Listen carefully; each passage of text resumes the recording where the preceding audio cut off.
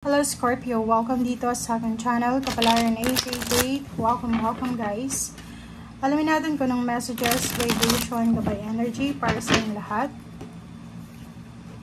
Ito ay general, so pwede kang makaresonate, gamitin mo yung intuition sa panuno. Naku, bulol na naman ako. So, ito Scorpio is message, ito random message lang. So, kung ano yung gustong ibigay sa'yo ng universe na message, na pwedeng makatulong sa'yo, sa kung ano man tong pinagdadaanan mo sa ngayon. Okay? Or pwedeng future. If ever hindi ka resonate ngayon, it's either ngayon or bukas, makalawa, or pwedeng sa next month or next year. Okay. Scorpio. So, meron ditong 5 cards. 8 of Pentacles, 9 of Cups, 4 of Swords, and then meron kang 5 of Pentacles, and then 4 of Cups. So, may mga Scorpio dito na parang may hinihintay sila. Okay? Pwedeng naghihintay sila, pwedeng nasa long distance relationship, or pwedeng naghihintay silang pakasalan sila ng kanilang karelasyon. Naghihintay sila ng pangako. Pwedeng naghihintay sila ng pagbabago ng isang individual sa buhay nila. Sa either relationship, family members, boss, or ka-workmate. Itong 5 of Pentacles na to is may iba sa inyo dito, Scorpio, na may pinagdadaanan kayong health problems and financial problems. Scarcity. Ang tendency dito sa energy na to, kasi ang tagal mong naghihintay eh. Parang yung iba naghihintay na kung kailan sila gagaling, yung iba naman is naghihintay kung kailan sila makakabayad sa kanilang utang, or naghihintay sila sa pera, or naghihintay sila sa wala. Parang ganun. So, ang tendency nito is yung parang madaliin yung pagkakataon, madaliin yung action. So, yun ang kailangan mong iwasan. Okay? Nandito yung 4 of Swords, and 9 of Cups, and 8 of Pentacles. Sinasabi sa'yo dito ng barahan na kailangan mong unahin yung stability ng iyong sarili, ng iyong emotion. Kasi parang nakikita ko siya dito. May ibang Scorpio na mabilis silang magalit, mabilis silang mainis, mabilis silang mawalan ng interest, ng focus. Parang ngayon gusto nilang gawin yun, tapos bukas mawawalan sila ng interest. Ibig sabihin na to, hindi grounded yung sarili mo. Parang may mga negative energies, may mga vampire, diba? Energy vampires na nakapaligid sa'yo. Kung naaalala mo yung last kong reading tungkol sa'yo, sinasabi dito na kailangan mong alisin ang sarili mo sa mga tao, sitwasyon, bagay na alam mong hindi makakabuti sa energy mo. Dito ganun din. As much as possible, spend time alone, spend time with like-minded individuals. Doon ka lang mag-spend sa mga taong alam mo na kahit gumawa ka ng mali, hindi ka nila i-judge, yung tatanggapin ka pa rin nila. Okay? So, wag mong parang wag mong subukang mag-people please. Diba? Yung parang kahit sobrang galit na galit ka na, kahit sobrang inis na inis ka pa, i-please mo yung tao ngayon. Wag mong gagawin yun. Okay?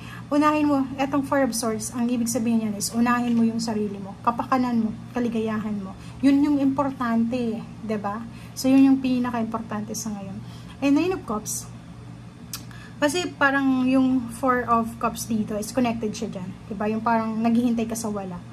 At ang 9 of Cups, nakikita ko sa'yo dito na swerte ka sa pagkakaroon ng pamilya. Especially family. Yung pamilya na kadugo mo. Parang ganun. Siguro may mga problema pinagdaanan, pero solid eh. You are protected. You are guided ng mga mahal mo sa buhay. Okay? And yung 8 of Pentacles, nakikita natin na sobrang workaholic. Diba? Yung parang hindi ka tamad. Yun ang nakikita natin dito. Hindi ka tamad. Gagawin mo yung lahat. Ito siya. Hindi ka masyadong nagpapahinga kasi nakafocus ka sa ginagawa mo. Kasi gusto mong mabigyan yung pamilya mo ng kaligayahan. Gusto mong ma-provide sa kanila yung pangangailangan nila. And yun ang nakikita natin dito. Okay?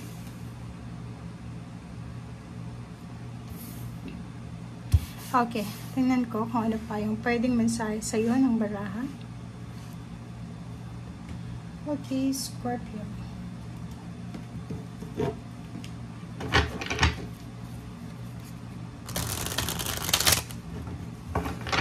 At sinasabi ng baraha sa'yo dito, may ibang Scorpio, iba lang ha, hindi lahat magre-resonate. May iba na pwedeng nasa ibang bansa or nasa ibang lugar sila. Sa sobrang busy nila sa kanilang trabaho, sa sobrang kagustuhan nilang makaipon ng pera, ganyan, ganito, sinasacrifice nila yung kaligayahan nila. So, hindi sila umuwi sa kanilang pamilya para makapagpahinga, makapagbakasyon, kasi iniipon nila yung pera and pinapadala lang. Ang problema, yun na nga, sa sobrang pagmamahal mo sa pamilya mo, pwedeng mapabayaan mo yung sarili mo, diba? Kasi itong occasion na to is parang may mga okasyon sila sa kanilang pamilya na wala sila. Absent sila eh. Unang-una, bakit? Mayroon ditong Scorpio na may trabaho siya, pero hindi masyadong mataas yung sweldo, or mataas man, pero kulang sa mga obligations niya. Siya yung breadwinner, siya yung taga-provide. And yun, nakikita niya sa pictures sa social media yung family niya na masaya. Siya pagod na pagod sa trabaho. And kinakain ng pamilya niya, masarap. Diba? Parang gano'n, no? Ang sarap ng pagkain. May okasyon. Siya, mag-isa lang. Wala siyang makain. Andito siya, wala siyang pera. Okay? Kung pamasahe sa pagtatrabaho, wala siyang pamasahe. Parang gano'n, ang nakikita natin. Naglalakad lang siya. Nauulanan siya. Parang gano'n. And sobrang lungkot na ito. Diba? Itong dalawang to, 4 and 5, 4 of Cups and 5 of Pentacles, is parang na umuulan, sobrang lungkot. Okay? So, 2 of Cups is your energy. And yun, so same din sa Pisces. So, sinasabi ng brother dito na since it's Cups din siya, kailangan mong alagaan ang sarili mo. Okay? May kailangan kang baguhin eh. Baguhin mo yung mga routine mo. Dito sa The Empress na to, sinasabi na may kailangan na pagbabago. May mga health routines ka siguro may bisyo ka, or hindi ka masyadong kumakain ng healthy, or masyado kang puyat, masyado kang bugbog yung katawan mo sa trabaho. Dito sinasabi na trabaho and emosyon, kailangan mong mag-isip-isip, kailangan mong i-prioritize ang sarili mo. Okay? Kailangan mong alagaan yung sarili mo. Mental health, eto mental health eh, diba? Mental or emotional, eto financial. So pera, kailangan mong maging matalino sa paghawak ng pera. Wag mong ibibigay lahat-lahat.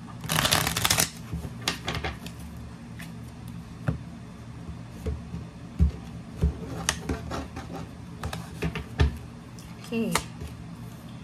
3 of Pentacles, the Hermit, and then 5 of Swords, 2 of Wands. Okay, so double confirmation. Galing. Okay, so yun. Ang nakikita ko siya dito, may business kang gustong i-open, or parang may pinag-iisipan ka na yung iba parang gustong mag-overtime, full-time, gusto nilang makaipon ng malaking halagang pera. Kasi ito yung pinaplano nila eh. Pwede yung iba gusto mag-aral ng skills, or kung ano man na para makapagsimula sila ng negosyo. Gusto nilang humingi ng tulong, umutang, kasi collaboration to, pwedeng umutang sa bangko, or gusto nilang humanap ng, or maghanap ng mga taong pwedeng makatulong sa kanila, mamuhunan, parang ganun. So, nakikita ko sir dito, pag-isipan mong mabuti, pero hindi mo dapat siya i-give up, okay? Kung ano man tong plano mo sa buhay, kahit imposible siya sa ngayon, like, parang feeling imposible, kasi wala naman kayong kilala na pwedeng makapag-finance sa business na gusto nyo. Pero, sinasabi sa'yo dito, pag-isipan mo mabuti, and wag mong i-give up siya, okay? And next card natin is Queen of Swords. Nakikita ko sa'yo dito na may iba sa'yo dyan na ang focus nyo sa ngayon is yung madagdagan yung anak nyo. Okay, yung iba sa'yo dyan is yumaman, parang gano'n, mapag-aral yung anak, magkaroon ng bahay, ng lupa, may kasal, parang gano'n yung focus natin dito. Ito yung focus. May iba naman sa inyo dito nagtatanim sila ng binhi. Parang pwedeng tawag dito. May sobrang tipid ng tipid. Tipid na tipid siya. Okay? Kahit may pera siya, hindi siya gumagastos. Kahit gustong-gusto niya nang kumain, hindi siya kumakain. Kasi nilalaan niya to para sa kanyang anak, sa kanyang pamilya. May nag-iipon dito para sa pagpapatayo ng bahay. May nag-iipon dito para sa pagpapakasal. Nag-iipon para sa pagbabakasyon. Diba? Vacation, dream vacation, or pwedeng ang tagal niya nang hindi nakapagbakasyon sa Pilipinas, or pwedeng sa probinsya. So nakikita natin dito na parang excited siya sa plano niyang ito. Okay? And sa ilalim mo dito, King of Swords. Nandito yung King and Queen of Swords. So, ibig sabihin, may kailangang alisin, sa buhay mo na hindi mo na kailangan. May kailangan kang i-welcome na posibleng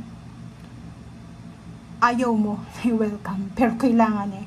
Like, yung iba, gusto magkaroon ng baby. Yung iba, ayaw magkaroon ng baby. So, if baby ito, it's up to you. Okay? Kasi ito, cards lang to eh. Okay? Thank you guys. And see you again. Bye!